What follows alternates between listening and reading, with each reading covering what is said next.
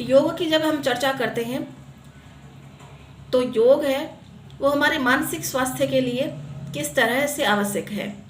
हमारे मानसिक स्वास्थ्य को बनाए रखने में योग की अत्यंत महत्वपूर्ण भूमिका है, क्योंकि हमारा जब सांसों पर नियंत्रण स्थापित होगा, श्वास प्रश्वास पर, तो हमारा जो मानसिक स्वास्थ्य है वो दुरुस्त होगा, वो सही रहेगा।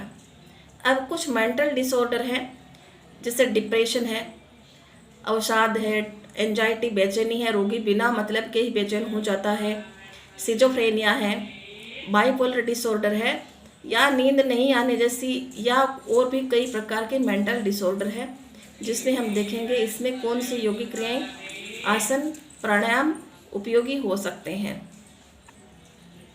सभी प्रकार के जो रोग हैं, चाहे शारीरिक हो चाहे मानसिक हो, वे सभी हमारे आहार विहार, हमारा रहन सहन कैसा है, हमारा खान पान कैसा है, उन सब चीज़ों पर निर्भर करता है।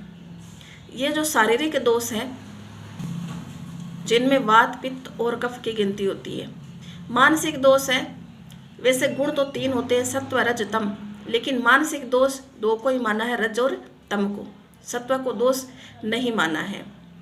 तो इन दोषों की जो विकृति है वो हमारे आहार विहार पर और जिस तरह से हम रहते हैं उस पर निर्भर करती है। हम सही तरीके से, संयमित तरीके से अनुशासित रहेंगे तो हमारे दोष संतुलित अवस्था में रहेंगे।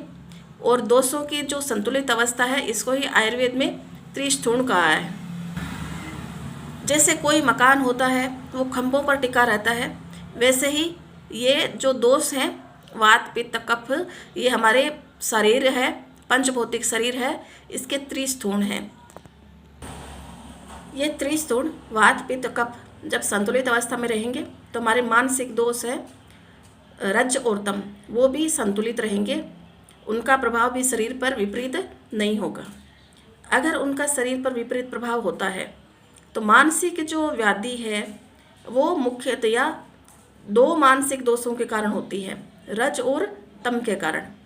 ये जो मानसिक व्याधि हमने अभी देखी हैं, उनमें रज और तम मानसिक दोष की ही प्रधानता होती है।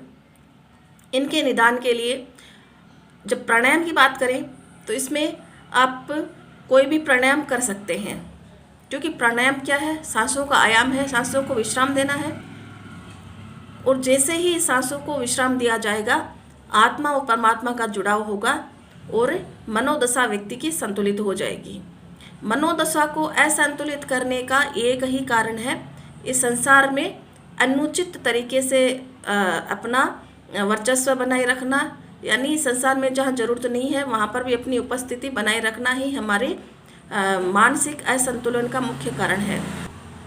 इसलिए सांसों पर नियंत्रण स्थापित होते ही हमारी मानसिक दशा संतुलित हो जाएगी और हमें मानसिक विकार से मुक्ति भी मिल जाएगी। तो इसमें सभी प्राणायाम कर सकते हैं, मुख्यतया कपालभाति, अनुलोम विलोम, भ्रामरी, यह प्राणायाम किया जा सकते हैं। इसके अलावा जो आसन है उसमें शीर्षासन कर सकते हैं, सर्वांगासन, बालासन, भुजंगासन, पादहस्तासन, चक्रासन, मयूरासन, त्रिकोणासन, पद्मासन, पर्वतासन, उष्ट्रासन, नौकासन और शवासन इसमें किए जा सकते हैं। ये आसन और प्राणायाम हमारे मानसिक स्वास्थ्य के लिए बहुत ही उपयोगी हैं।